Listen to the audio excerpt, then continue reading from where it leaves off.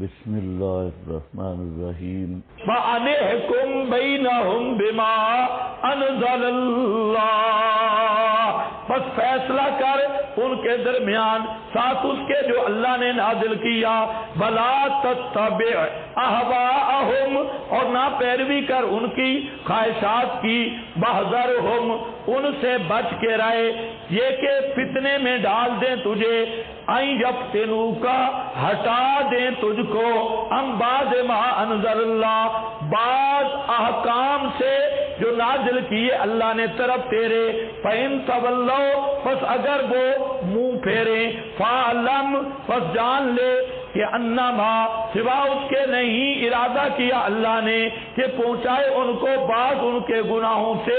فَإِنَّ كَثِيرًا مِنَ النَّاسِ، اور بہت سارے لوگوں میں سے لَفَاسِقُونَ، البتہ حد سے نکلے ہوئے ہیں، نکلنے والے ہیں.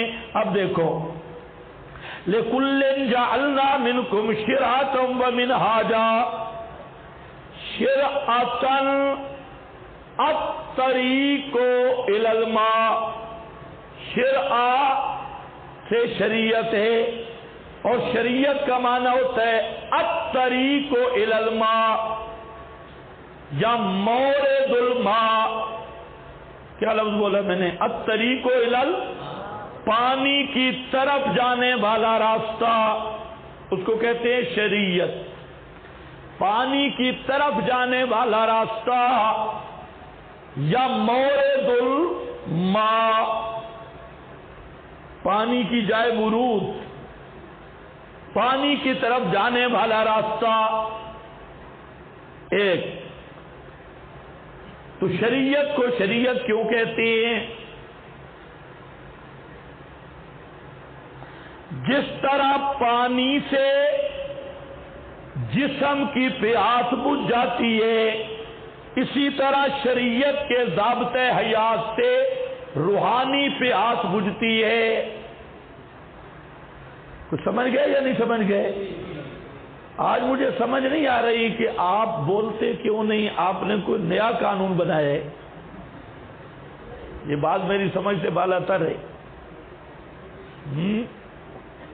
نہیں تو میں پھر دورہ شروع کر دوں گا. دورہ سمجھتے ہو نا؟ انشاءاللہ 5 منٹوں میں سورہ انعام سے بھی آگے ہوں گے. دوروں تو ایسے ہی ہوتی ہے. تو آپ بولتے کیوں نہیں؟ میں نے آپ کو کیا بتایا؟ شرعتن، شریعتن الطریق الی الماء. راغب لسان عرب، لسان العرب بہت عجیب کتاب ہے عربی لغت کی.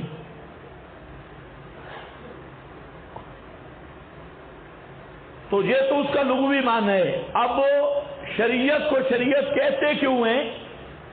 ایک وجہ کہ جس طرح پانی سے جسم کی پیاس بجھتی ہے، اسی طرح شریعت کے ضابطۂ حیات سے روح کی پیاس بجھ جاتی ہے. روح سیر ہوتا ہے اور روح کی پیاس بجھتی ہے. آپ سمجھ گئے ہوں گے کہ روح کی پیاس بجھانے کا مشروب وہ شریعت ہے. جی شریعت ہے. مروجہ تصوف نہیں ہے، جوگی پن سے ہندو پن نہیں، منطق اور فلسفہ نہیں. شریعت کے علاوہ جس علم کی طرف جائے، جس راستے پہ جائے، جس فن کی طرف جائے، اس سے روح کی پیاس نہیں بجھ سکتی. اسی سے پتہ چلتا ہے کہ شریعت فطرت کے مطابق ہے، پیاس بجھانے والی چیز ہے. اور یہ بات آپ کو اندازہ کرنا مشکل ہے یہ ان کو اندازہ صحیح ہوتا ہے جو ساری دنیا میں چکر کاٹ کے پھر شریعت کے گھاٹ پہ آتی.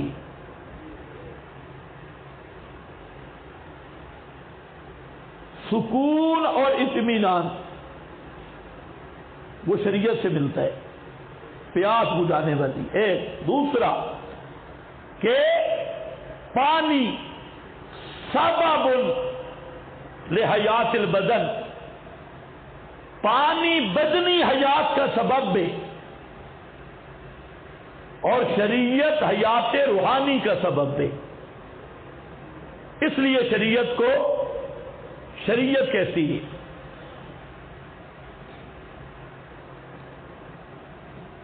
شرعتن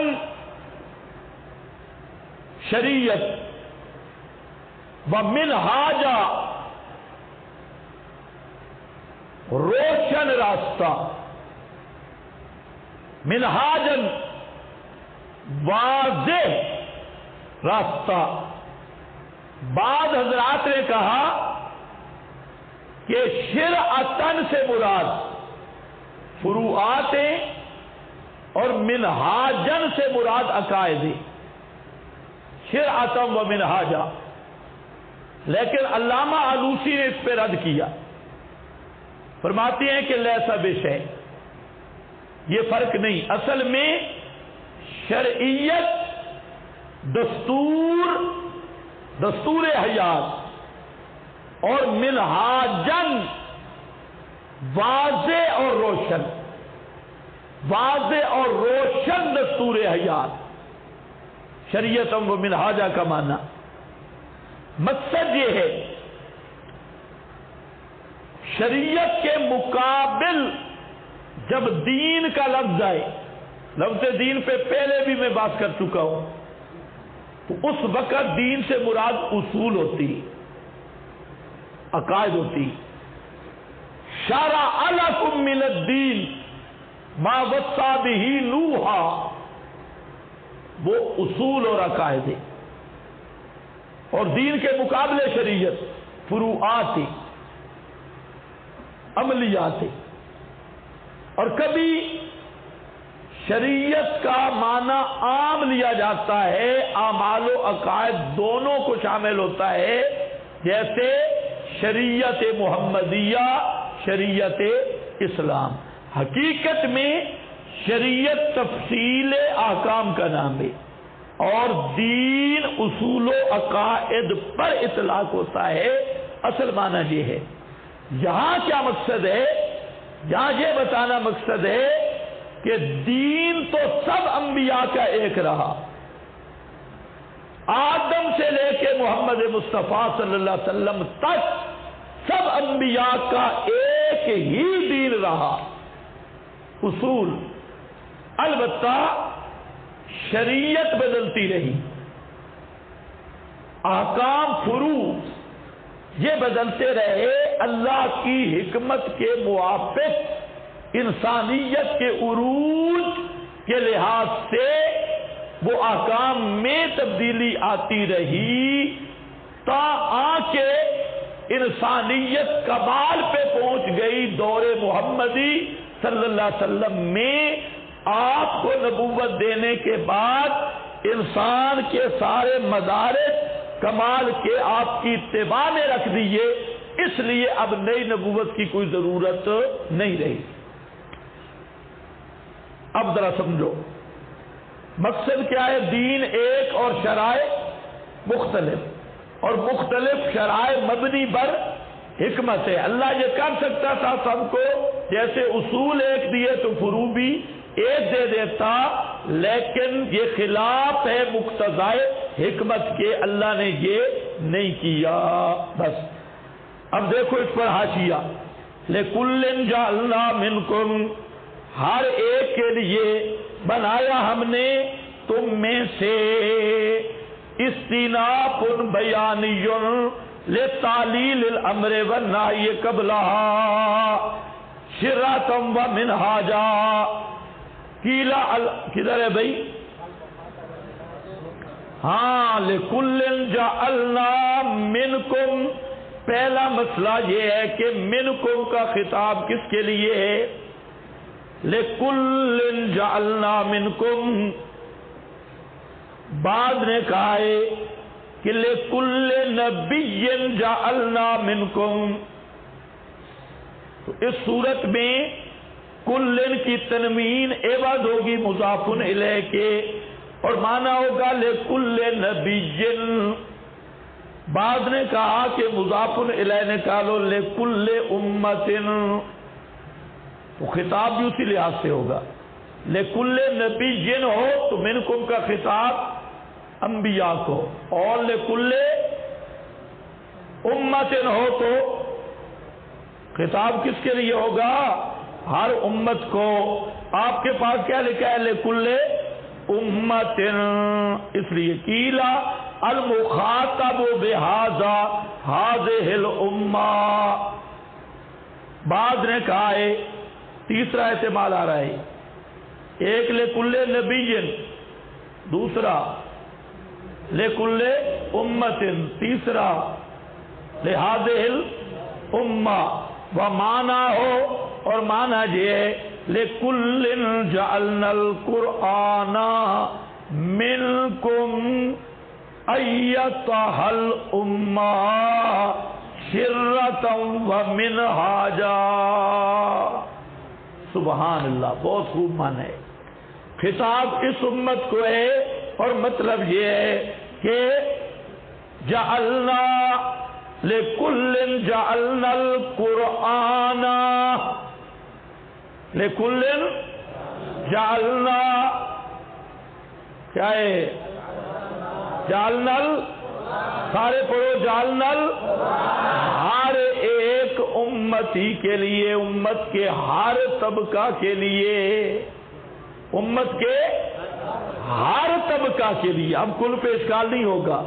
امت سے مراد یہ امت ہے، اور لِكُلٍّ کہا گیا امت کے ہر طبقہ کے لیے، چاہے وہ ریونڈ والا طبقہ ہو، چاہے وہ مولویوں والا طبقہ ہو، چاہے صوفیوں والا طبقہ ہو. امت کے ہر طبقہ کے لیے ہم نے کیا کیا؟ جعلنا القرآن، جعلنا القرآن شرۃ ومنہاجا. بنا دیا ہم نے قرآن کو دستور حیات واضح، دستور حیات واضح، اے سبیلا الی المقاصد الصحیحہ، صحیح مقاصد کے لیے پہنچنے کا راستہ، وسنتاً اے طریقاً ومسلکاً، سنتاً یعنی طریقہ اور چلنے کی جگہ، اور منہاجا واضح ہم بینا، بالکل واضح اور روشن راستہ. کیا مطلب؟ امت کے ہر طبقے کے لیے ہم نے دستور حیات بنایا قرآن کو. آج امت نے یہی سمجھا ہوا ہے؟ بالکل نہیں. انہوں نے الگ الگ منہاج بنائے، الگ الگ شریعتیں بنا رکھی ہے، لیکن اللہ نے امت کے ہر طبقے کے لیے شریعت منہاج کس کو بنایا ہے؟ اہم بات ہے دوستو بزرگوں، شرعتم و منہاجا. اور منہاج بھی کیسے؟ 18 علموں کی ضرورت نہیں، واضح ہم بینا، بالکل واضح اور بینے. آگے یہ کون ہے؟ علامہ ابن کثیر رحمہ اللہ، اور فرماتے ہیں المعنی لکل امت کائنۃ منکم ایھا الامم الباقیہ. اور دوسرا معنی ہر امت مراد ہے، اور پچھلی امت ہو. والخالیہ جعلنا، جعلنا بمعنی عینا و وضعنا، ہم نے معین کیا اور ہم نے وضع کیا. شرعتا و منہاجا خاصین بتلک الامت لا تکاد امت. یہ شرع اور منہاج اس امت کے لیے خاص کیا ہے تاکہ نہیں قریب کے کوئی امت پھلانگے اس کے راستے کو جو اس کے لیے معین کیا گیا. تتخطا کا معنی اوپر پھلانگ جائے، آگے نکل جائے. اور تخطی رکاب سے نبی پاک نے منع کیا ہے نا، جمعے والے دن گردنے پھلانگ کے آگے نہ جاؤ. تو کوئی امت گردنے پھلانگ کے دوسروں کے طریقے کی طرف نہیں جا سکتی. اُجِّنَتْ لَهَا فَالْأُمَّةُ الَّتِي كَانَتْ مِن مَبْعَثِ مُوسَىٰ إِلَىٰ مَبْعَثِ عِیسیٰ، ایک امت وہ تھی جو حضرت موسیٰ سے حضرت عیسیٰ تک، وہ امت جہود، ان کی شریعت تورات تھی. بَالَّتِي كَانَتْ مِن مَبْعَثِ عِیسیٰ إِلَىٰ مَبْعَثِ النَّبِیِّ، اور وہ امت جو حضرت عیسیٰ سے محمد مصطفیٰ تک تھی، اس میں تورات انجیل تھی، ان کی شریعت انجیل تھی. وَأَمَّا أَنْتُمْ أَيُّهَا الْمَوْجُودُونَ، اور موجود لوگوں تمہاری شریعت کیا ہے؟ القرآن. میں نے کہا کتنے دورے گزرے بھائی؟ 3 دورے. تورات کا دورہ حضرت موسیٰ سے لے کے حضرت عیسیٰ تک، انجیل کا دورہ حضرت عیسیٰ سے لے کے حضرت محمد مصطفیٰ تک، اور حضرت محمد مصطفیٰ احمد مجتبیٰ صلی اللہ علیہ وسلم کی آمد پر اب دورہ کس کا شروع ہوا؟ قرآن کا. اور یہ قرآن کا دورہ رہے گا کافۃ للناس. سمجھے کہ نہیں؟ ہدی للناس. قیامت تک اب دورہ کس کا رہے گا؟ قرآن کا دورہ رہے گا، کسی اور کتابڑی کا دورہ نہیں ہے. یہ دور قرآن کا رہے گا، حاکمیت قرآن کی چلے گی، فیصلہ قرآن کا چلے گا، اور میزان اور کسوٹی پیمانہ قرآن کا چلے گا اور کسی کا نہیں چل سکتا. تو یہ عبارت تائید ہے. جو بین السطور لکھے ہیں 3 دورے، وہ 3 دورے یہ ابو سعود کی عبارت ہے، انہوں نے بنایا. لیسا الا فآمنوا، تمہاری شریعت کیا ہے؟ القرآن لیسا الا، تمہاری شریعت ہے القرآن لیسا. لیسا الا کیا ہے؟ لیسا الا وہ ہے جو میں کہہ رہا ہوں، کوئی کتابڑی نہیں. لیسا الا صرف قرآن ہے. بولو کیا ہے؟ صرف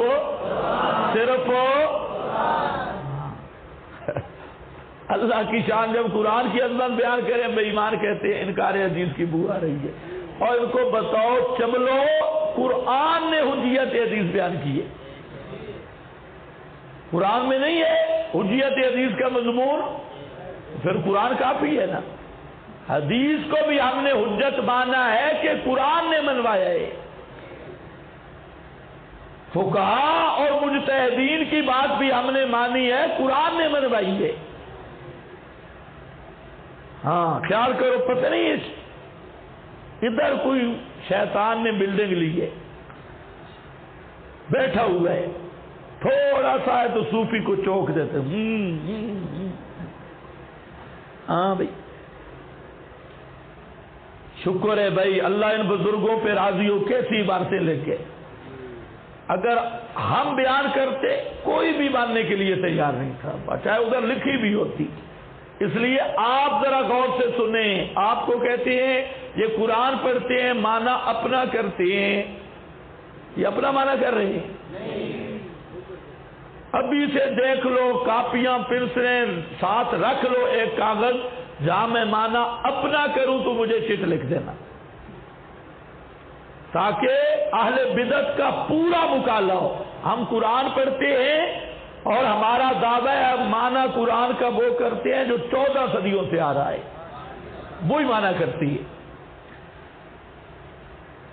لیسا الا فآمنوا بہ، ایمان لاؤ اس کے ساتھ اور عمل کرو بما فیہ، جو اس میں ہے. ابو سعود قیلا شرع احکام فریہ ہیں، وہ جو میں پہلی تقریر کر رہا تھا.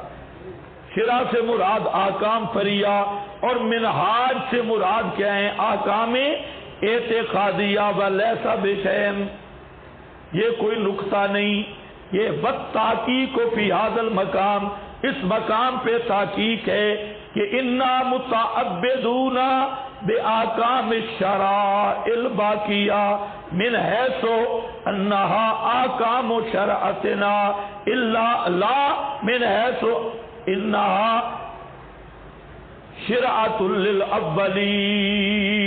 یہ ایک اور بات کہہ رہا ہے لیکن میں جا نہیں کرتا، ویسے آپ کے ذہن میں ہونی چاہیے کہ پہلی شریعتوں کے بھی بعض احکام ہم پہ ہیں جس کو کیا بولتے ہیں؟ شرائع من قبلہ نہ۔